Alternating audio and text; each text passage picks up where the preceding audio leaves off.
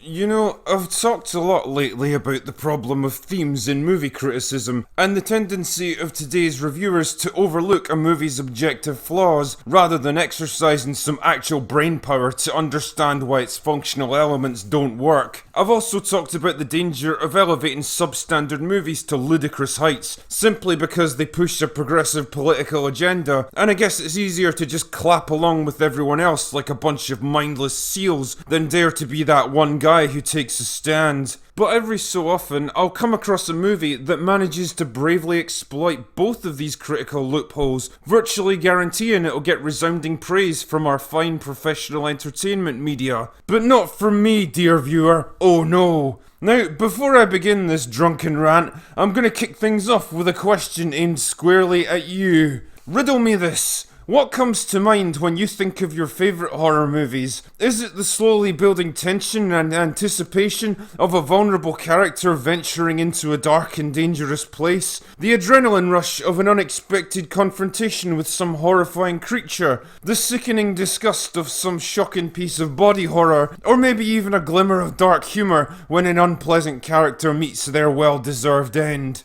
Whatever it might be, it's probably not going to be a subversive exploration of contemporary American socio-political issues, but that's exactly what Jordan Peele delivers with Us, his second misguided journey into the world of horror movies. A movie so overcome with its own message that it forgets how it's actually being delivered. Allow me to explain. Us begins in the 1980s with a young girl named Adelaide. Her parents have taken her to a night out at an amusement park where her dad's supposed to be keeping an eye on her, but he's a useless asshole, so she wanders into a creepy abandoned funhouse on the beach, which is totally what any sensible 10-year-old girl would do. Anyway, she gets lost in the Hall of Mirrors and happens to run into another little girl who looks exactly like her. What could be the meaning of this tomfoolery? Flash forward to the present day, and Adelaide's all grown up with kids of her own. Her family's on vacation in the same place, and she's all nervous, but her husband Gabe is like, nah, it'll be fine. So they go to the beach and meet up with their rich asshole friends and talk about nothing of interest. Then their son wanders off and sees a freaky homeless looking guy standing around with blood on his hands. Hey, we've all been there, okay? Now, as you can probably imagine, Adelaide's not too pleased by this turn of events, and she decides they've had enough fun for the day. So they go back to their vacation home, and Adelaide wants to get the fuck out of there, but Gabe's like, nah, it'll be fine. But then they look outside and they see a bunch of people in red jumpsuits at the end of their driveway. People who look a lot like them. Mother of God. So Gabe goes outside with a baseball bat to politely ask them to move along, and then they all disappear into the shadows, and he's like, nah, I guess it won't be fine. Jesus, is this like the only family in America who doesn't own a gun? So anyway, their mysterious doppelgangers break in and take over the house, and it turns out they don't just look like them, they are them. What the fuck? Adelaide's doppelganger, Red, because she's wearing a red jumpsuit, has a nice sit down and explains that they're all shadowy copies of real people known as the Tethered. Two bodies, both anchored to the same soul. The Tethered are trapped in an existence of endless emptiness, mindlessly replicating the actions of real people, but having no real understanding of who they are or what they're doing. A bit like Rotten Tomatoes critics then. Well, that's an intriguing premise, you might think. What strange supernatural force could be behind this? How and why were the doppelgangers created? Where have they been all this time? And how does this all relate to Adelaide's encounter at the start of the movie? Well, prepare to have your expectations subverted. Hard. But let's continue with this charming narrative first. So it turns out that the only way for the Tethered to free themselves is to kill their original counterparts, so they all pair up for a nice bit of murder and mayhem. But Gabe manages to kill his Tethered by sucking him into a fucking boat engine, and the others escape to their rich asshole friend's house to regroup. And oh no, their neighbours have been murdered and replaced by their own individual Tethereds. So they kill them and drive away. Wow, they're getting pretty good at this stuff. Must have remembered their plot armour, I guess. But it turns out these Tethered have been appearing all over the country. Millions of them coming out of underground tunnels everywhere, murdering their real counterparts and forming a human chain stretching all the way across the country. Joining hands across America, you might say.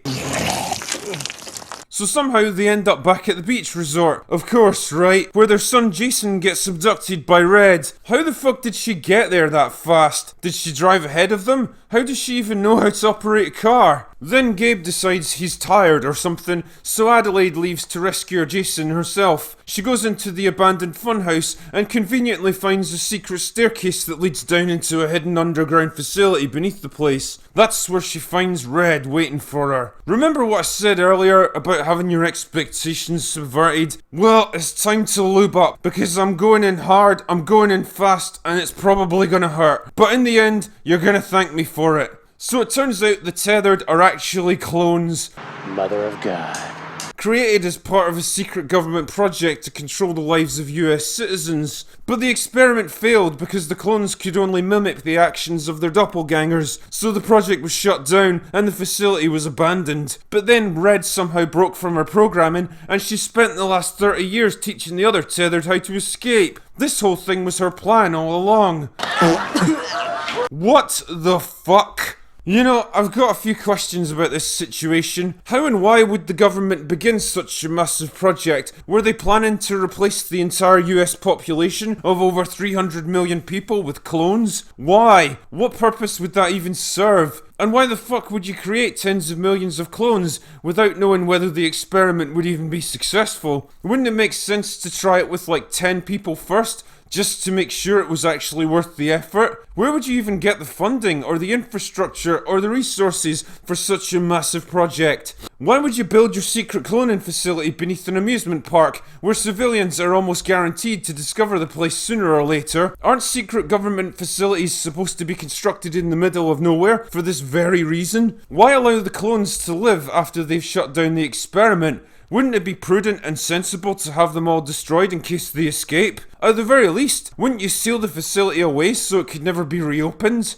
And what's with the fucking rabbits? If the clones only mimic the actions of their original counterparts, what happens if their counterparts get killed by accidents or disease? Do they automatically die too? How do they mimic actions like driving cars or flying in aircraft in a constrained physical environment? How exactly did Red make contact with Tethered in facilities all across the country? Do they have phone and email? Did she physically go there and visit all of them? Why do they all wear a single glove on one hand? Where did they obtain millions of these gloves? Is there a practical purpose for them? Or did the director just throw them in because it's a weird oblique reference to Michael Jackson and that somehow makes the movie smart?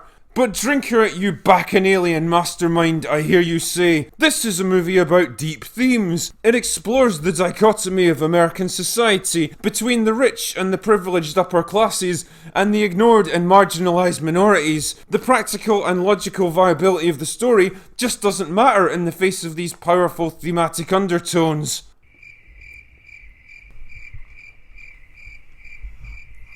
Get fucked. So anyway, Adelaide decides she's had enough of this shit, one sympathises, and then she stabs Red and breaks her fucking neck. Then she rescues Jason and gets the flock out of there. But then there's one last diabolical twist. It turns out that Adelaide was actually the clone all along. 30 years ago she escaped from the underground facility, knocked out her real counterpart, and dragged her downstairs, leaving her chained to a bed with the other Tethered while she escaped to the world above. Wait, what? How does this bullshit make any kind of sense? So even though the Tethered are just mindless clones, she magically woke up one day, went upstairs and kidnapped the real version of herself so she could escape? How? Why didn't she just kill her in that case? And why didn't the real Adelaide simply leave the same way she was brought in? It's not like there was anything or anyone stopping her. Did she turn into a Tethered herself once she was down there? Is it possible to swap places with someone? And why is this all treated like some shocking revelation that she didn't know about? Did she forget about this stuff?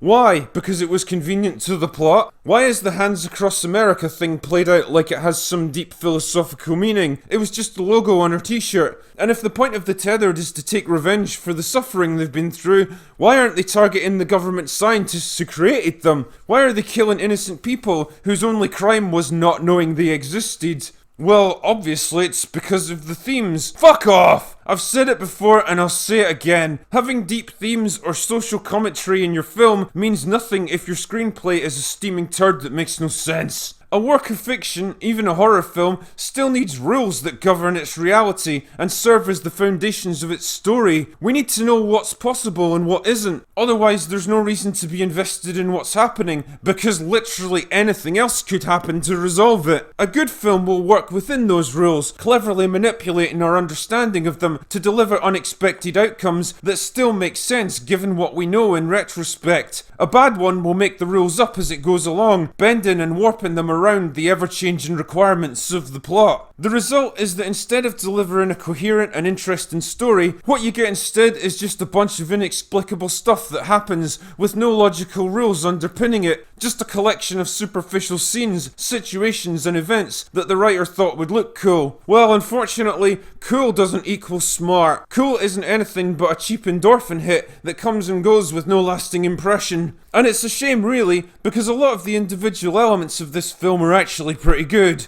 Us gives us a decent cast of mostly interesting, down-to-earth characters who react and make decisions like real people would in that situation. I liked them, and I found myself rooting for them to succeed and concerned when they were in danger. Likewise, performances are solid across the board, especially Winston Duke as Gabe, who's funny and relatable and provides some much-needed levity. And of course, Lupita Nyongy'o Maz Kanata from Force Awakens, who really gets to showcase her acting range here, and it's impressive to watch. There's something kind of disturbing about Red's croaky voice and her weird jerky movements that really sets her up as something wrong, something different and otherworldly, like she's some strange alien entity still getting used to being inside a human body. It's a shame the script doesn't really live up to this premise though. The soundtrack is also spot on, really raising the tension and foreboding when it needs to, and there's a welcome touch of dark humour at times that I appreciate in horror films. Unfortunately,